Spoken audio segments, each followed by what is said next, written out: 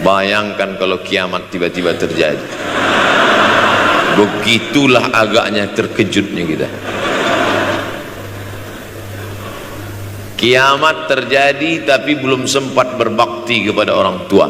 Dosa belum sempat meminta maaf. Silap dan salah berapa kali kita kencing di kainnya yang bersih. Berapa kali dia tidak jadi tahajud gara-gara kita menangis dari Isya sampai subuh.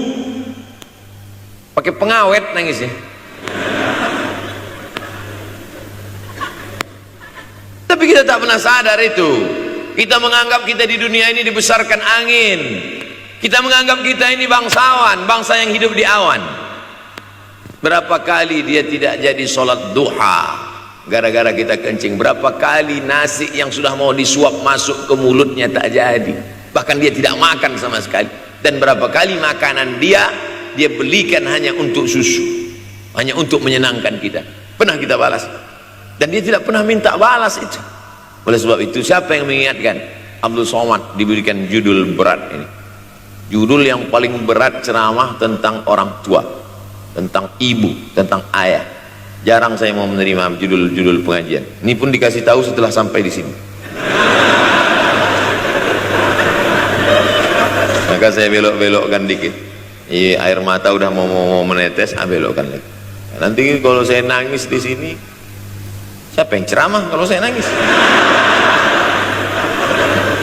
Oleh sebab itu maka yang orang tuanya masih ada, beruntung dan bertua, bawakan dia rumah makan. Ada sahabat saya namanya Ustadz Lukman di Pontianak, bukan Kuntilanak. Mereka punya program namanya Bawa Ibu ke Rumah Makan. Keren nama programnya. Bawa orang tua ke rumah makan. Nanti hari libur adik-adik anak-anakku sekalian libur, bawa ayah bawa ibu ke rumah makan. Ketika Ustadz Lukman cerita itu ke saya, Ustadz Somad kita punya program baru nih.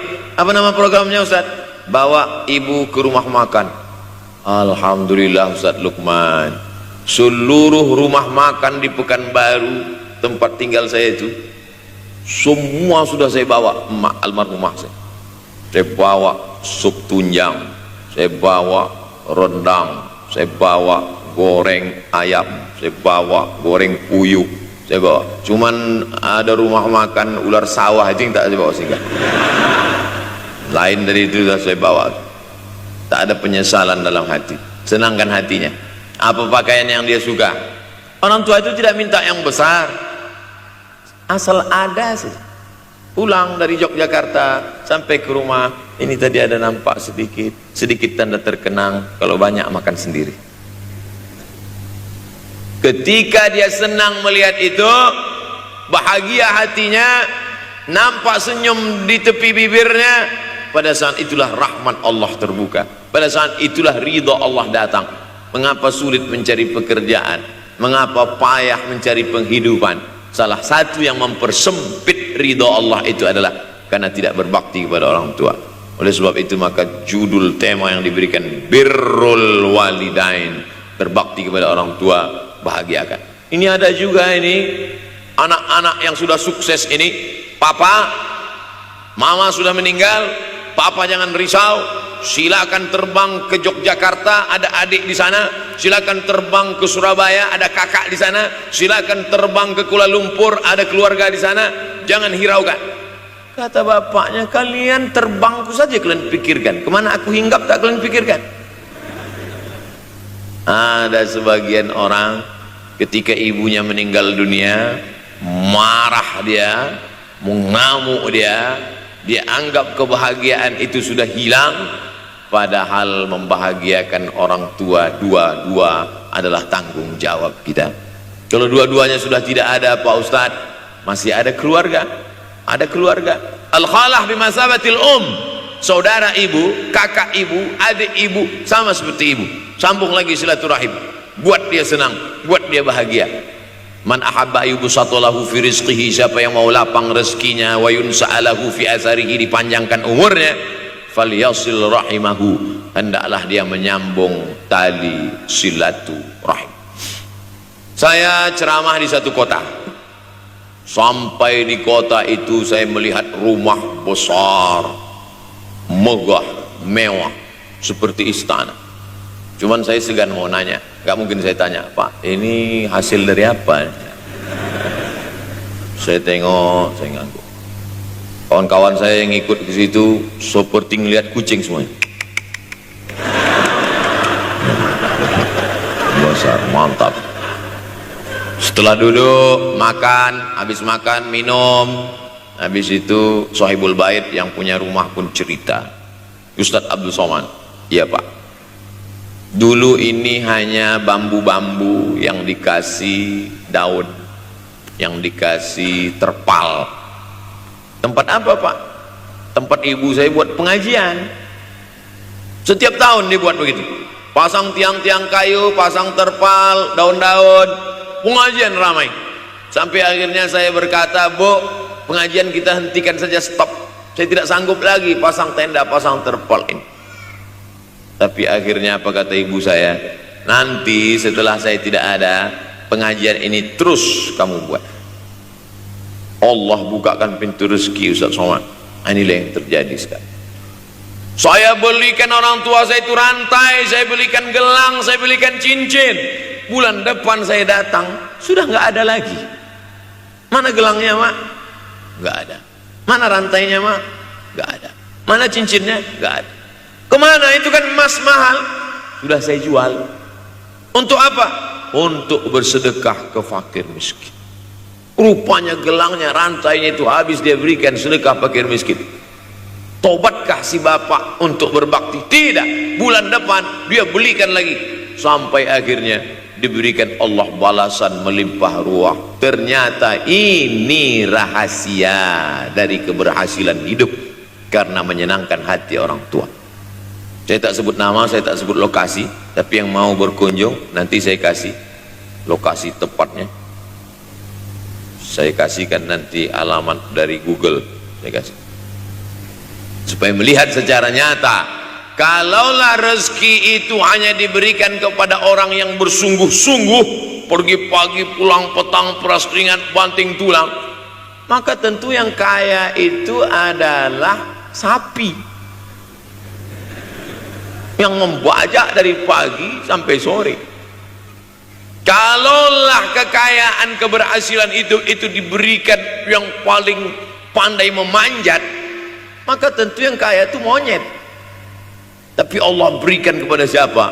Yang dia ridhai. Dan penyebab ridha Allah itu adalah karena orang tua yang senang hatinya.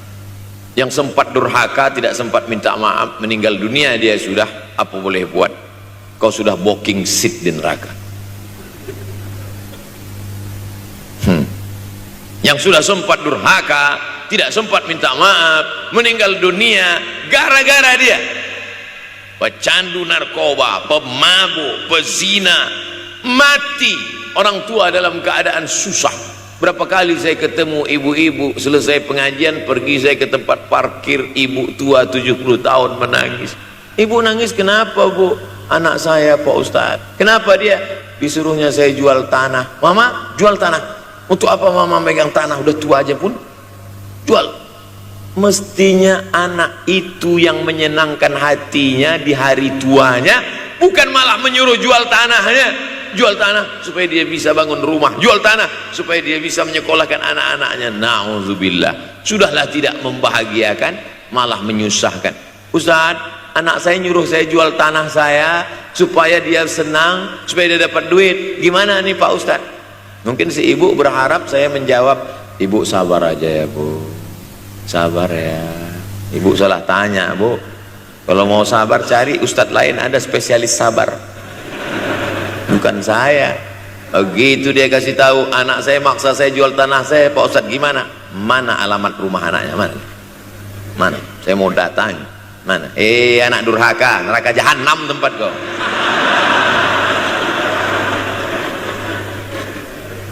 Tak mau dia ngasih alamat.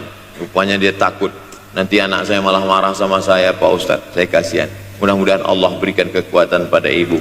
Tapi cerita ini bukan satu dua contoh kasus. Ternyata zaman sanggup memperkarakan pengadilan hanya karena sebatang pohon kayu. Atau cuma saya yang dapat berita aja? Adik-adik ada juga dapat kiriman itu. Sanggup memperkarakan sebatang pohon kayu. Padahal kalau kau jual semua kebunmu itu, belum tentu dapat menebus. Datang seorang laki-laki mengadu kepada Nabi Muhammad SAW. Ya Rasulullah, ini bapak saya ini kurang ajar sekali. Bapaknya kurang ajar? Diambilnya harta saya ya Rasulullah. Gimana ini ya Rasulullah? Apa kata Rasulullah SAW? Anta wa maluka li abik. Anta sampai ke tempat kita jadi ente. Anta wa maluka, ente, harta ente, li abik, punya bapakmu. Jangankan hartamu yang di rumah itu, dirimu pun punya bapakmu. Nabi membela, seolah-olah Nabi berkata, apa yang diambil itu belum ada apa-apanya dibandingkan melepuh kulitnya untuk memberikan engkau sesuap makanan yang halalan thayyibah. Orang yang durhaka pada orang tuanya, insya Allah anaknya juga akan durhaka kepada dia. Oleh sebab itu maka jangan pernah durhaka. Kalau sempat durhaka lalu kemudian meninggal dunia dia Pak Ustadz, sudah meninggal pun tetap masih bisa berbakti. Pertama dengan doa, kedua dengan sodakoh. Kalau kebetulan rezeki banyak sodakoh. Kalau tidak ada rezeki melimpah, doa. Bangun malam, Rabbi firli wali walidayya warhamhuma kama Rabbi firli, ya Tuhanku ampunkan aku, wali walidayya, ibu dan ayahku, warhamhuma, sayangi mereka berdua, kama, sebagaimana Rabbayani shaghira, sebagaimana mereka